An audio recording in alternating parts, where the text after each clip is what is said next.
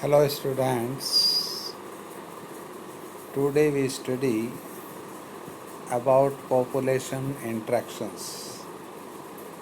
Some interactions are beneficial, detrimental or neutral to one or both the species.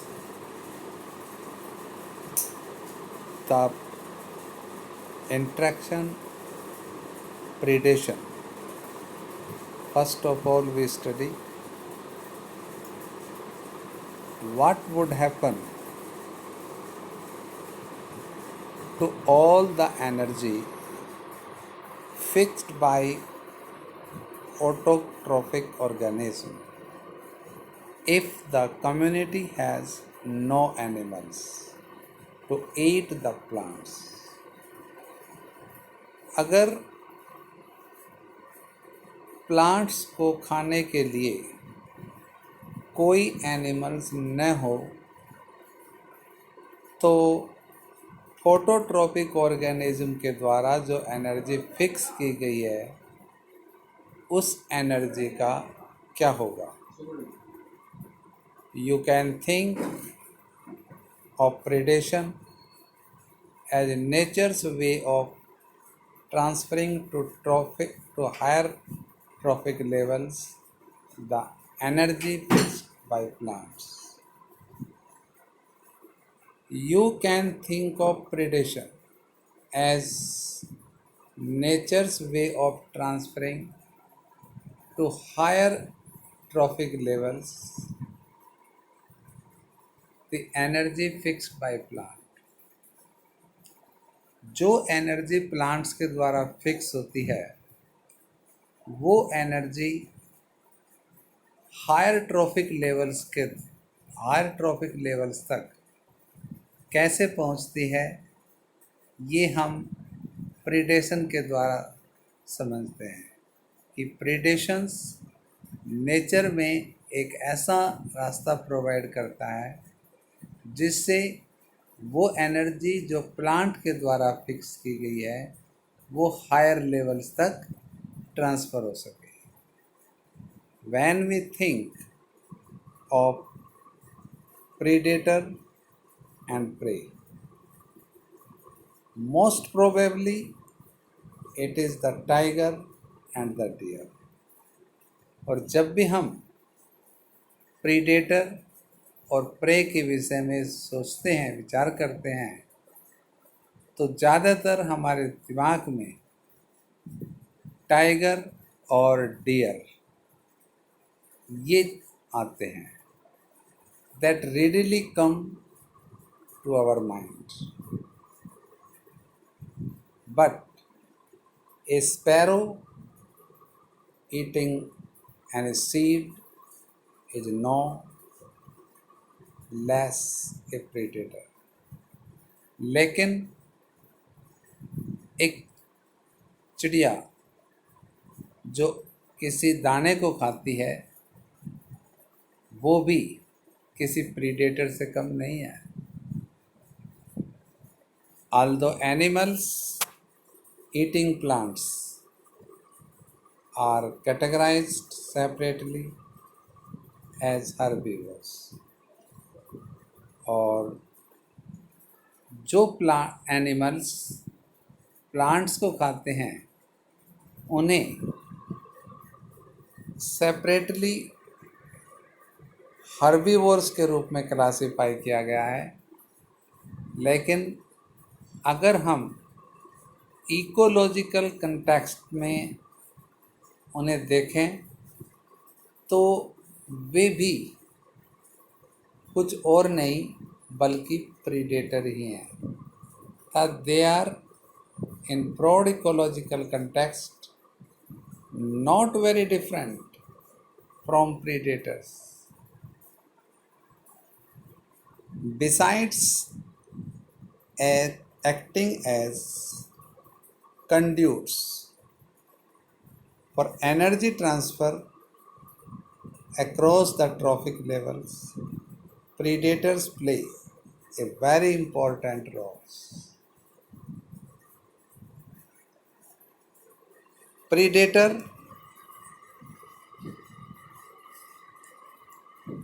किसी भी ecosystem में across the different trophic levels तक energy transfer करने का एक कंड्यूट्स माना जाता है। अर्थात प्रीडेटर एक ट्रॉफिक लेवल से दूसरे ट्रॉफिक लेवल तक एनर्जी ट्रांसफ़र करने के लिए एक कंड्यूट्स के रूप में काम करता है। इसके अलावा प्रीडेटर के कुछ और भी इम्पोर्टेंट रोल है, जैसे they keep prey populations under control. वे प्रे की पॉपुलेशन को नियंत्रित कंट्रोल में रखते हैं। But for predators prey species could achieve very high population densities and cause ecosystem inability। जो प्रीडेटर्स हैं वे प्रे की स्पीसीज को नियंत्रण में रखते हैं। अगर प्रीडेटर न हो तो प्रे स्पीसीज की पॉपुलेशन डेंसिटी बहुत तेज़ी से बढ़ती है एंड कॉज इकोसिस्टम इनस्टेबिलिटी, और एक तरह से वो इकोसिस्टम इनस्टेबिलिटी का कारण बन जाती है। When certain exotic species are introduced into a geographical area, they become invasive and start spreading fast because the invaded land does not have its natural predator। यहाँ हम देखते हैं कि जब किसी जोग्राफिकल एरिया में कोई एक्जोटिक स्पीसीज इंट्रोड्यूस की जाती है जहाँ उसका कोई नेचुरल प्रीडेटर नहीं है, तो वह एक आक्रामक हो जाती है, इन्वेसिव हो जाती है और बड़ी तेज़ी से अपनी पॉपुलेशन बढ़ाती है। और एक तरह से वहाँ बहुत ही भयंकर प्रॉब्लम उत्पन्न कर देते हैं। The prickly peer cactus introduced into Australia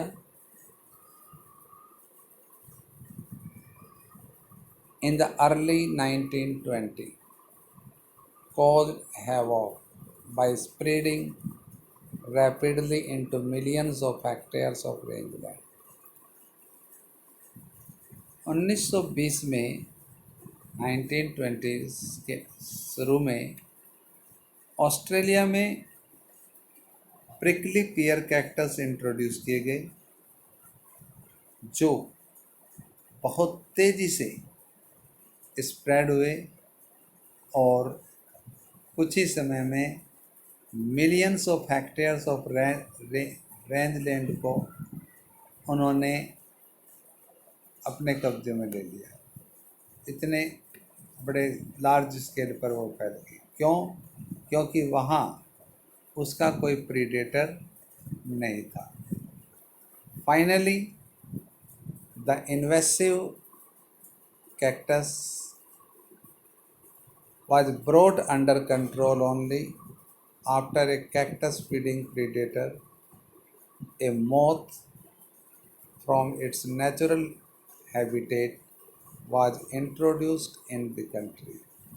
और इस तरह से इसके ऊपर तब नियंत्रण पाया गया जब एक कैक्टस फीडिंग प्रीडेटर यानी कि एक मोथ उसके नेचुरल हैबिटेट से ऑस्ट्रेलिया में इंट्रोड्यूस किया और उसने इस बढ़ती हुई इन्वेसिव कैक्टस को कंट्रोल किया।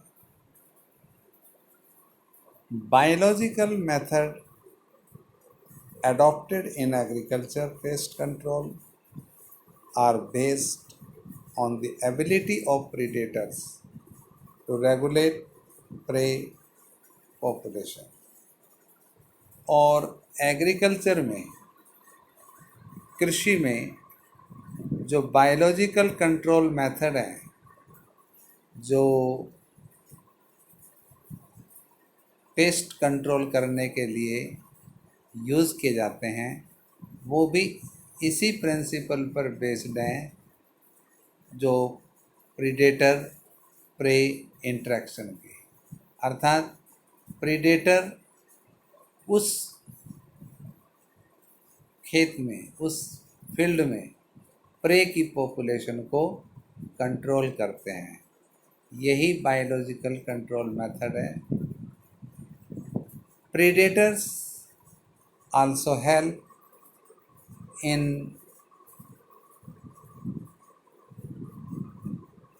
maintaining species diversity in a community by reducing the intensity of competition among competitive prey species।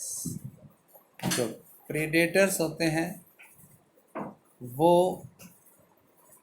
किसी भी कम्युनिटी में स्पीसीज डाइवर्सिटी को मेंटेन रखते हैं by reducing the intensity of competition, क्योंकि वे उनके बीच कंपटीशन को कम करते हैं और इस तरह से स्पीसीज डाइवर्सिटी को मेंटेन रखते हैं। In the Rocky intertidal communities of the American Pacific coast, the starfish pigaster is an important predator। अमेरिकी Pacific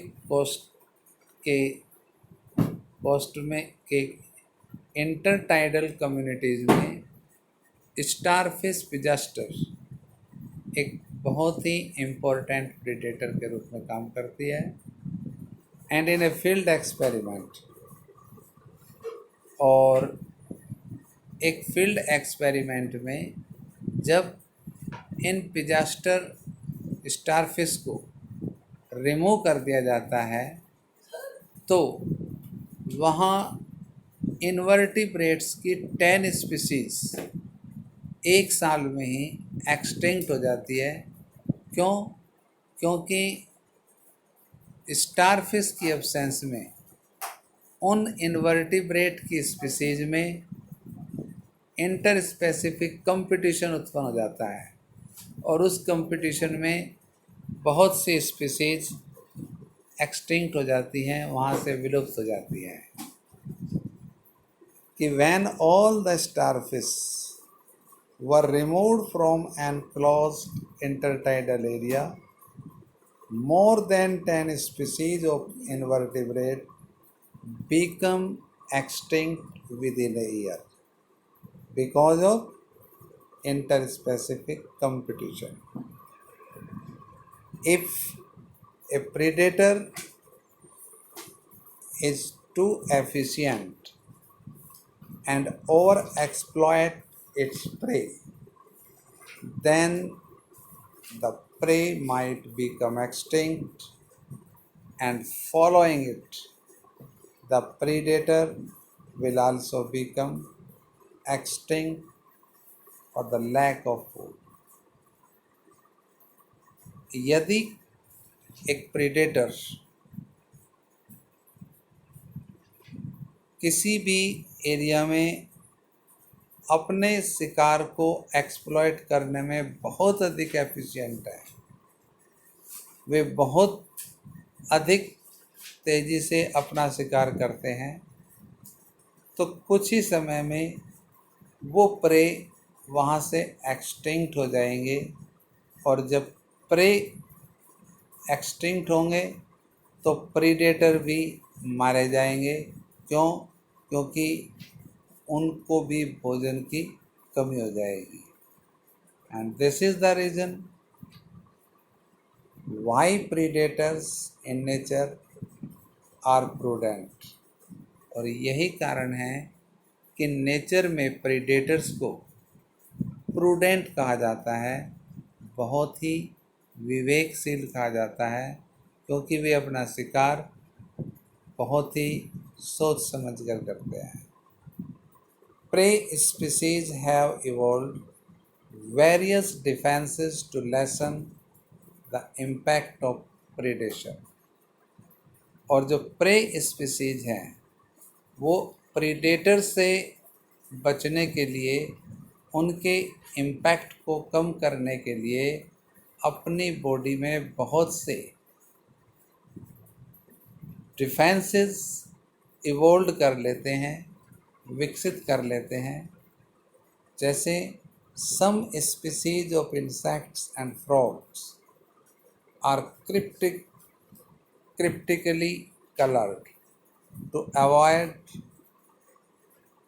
being detected easily by the predator, which is called as camouflage।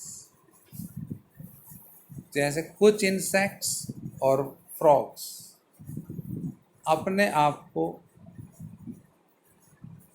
Environment के according different coloured में परिवर्तित कर लेते हैं, ताकि वे predator को आसानी से दिखाई न पड़े, उनसे बच जाए।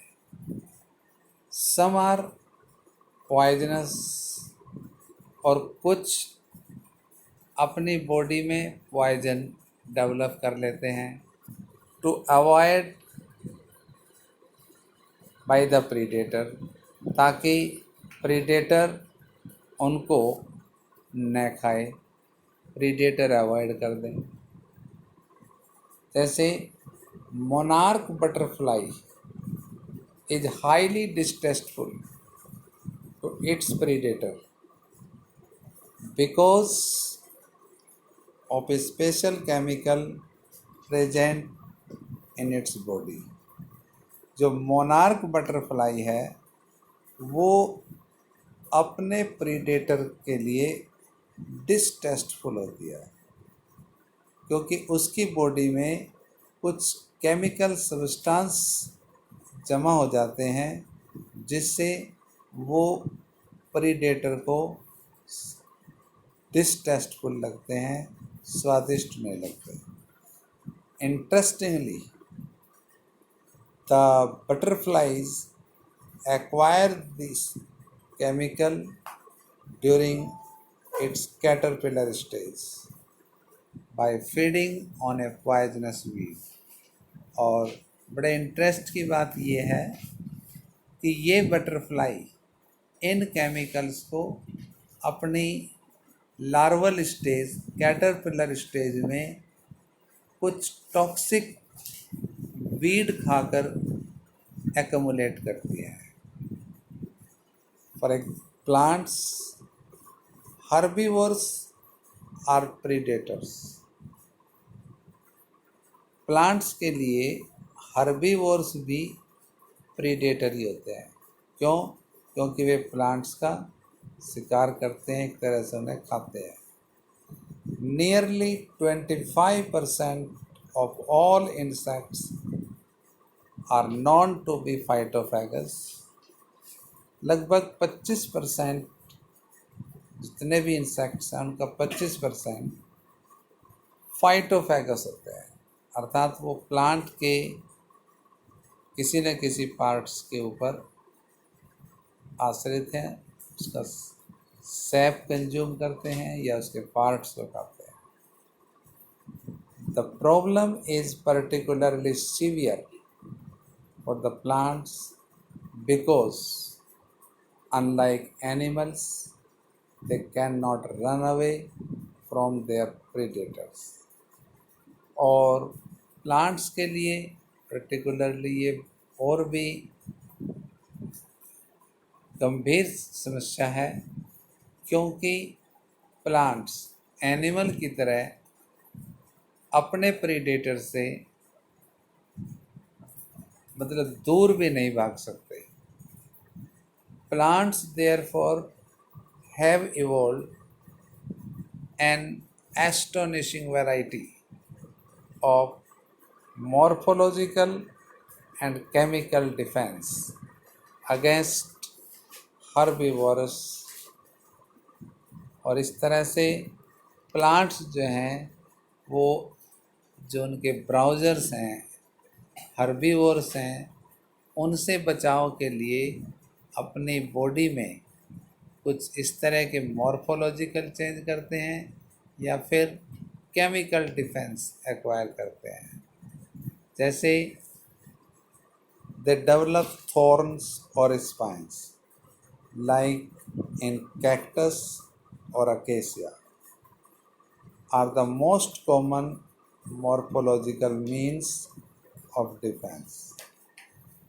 अकेसिया में या कैक्टस में कुछ कांटे डेवलप कर लेते हैं जो कि उनका एक मॉर्फोलॉजिकल डिफेंस ऑर्गन माना जाता है, और इस तरह से वे अपने जो ब्राउज़र्स हैं, ग्रेजर्स हैं, उनसे रक्षा कर लेते हैं।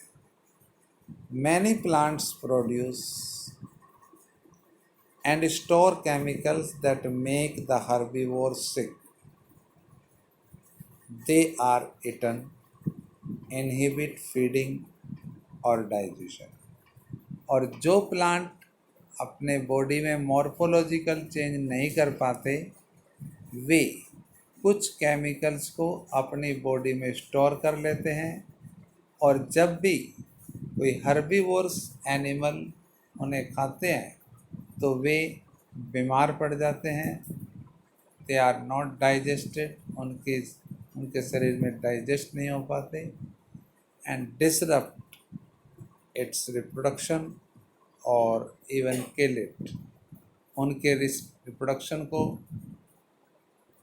डिसरप्ट कर देते हैं या फिर उन्हें मार देते हैं। You must have seen the weed Calotropis growing in abundant fields।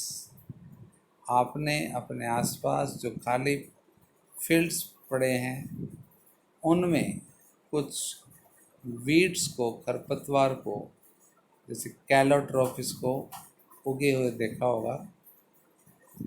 The plant produces highly poisonous cardiac glycosides. और ये प्लांट एक बहुत ही टॉक्सिक सब्सटेंस उत्पन्न करता है जिसे कार्डिक ग्लाइकोसाइड्स कहते हैं, जो हर्बीवोर्स एनिमल्स के हार्ट में प्रॉब्लम उत्पन्न कर देता है। And that is why you never see any cattle और goats browsing on this plant. और इस तरह से आपने कभी रेयरली ही कोई ऐसा पशु या बकरी इस प्लांट को खाते हुए देखा होगा। A wide variety of chemical substance that we extract from plants on a commercial scale, like the nicotine, caffeine, quinine, strychnine, opium, etc., are produced by them, actually act a defense against grazers and browsers। In plants के द्वारा बहुत से chemical substances को extract किया जाता है और हम उन्हें कमर्शियली स्केल पर ये प्लांट उनको प्रोड्यूस करते हैं, and they act as defence. और वो ग्रेजर्स या ब्राउज़र से उनकी रक्षा करने में हेल्प करते हैं, यानी कि वे उनके लिए एक डिफेंस के रूप में काम करते हैं। Thank you.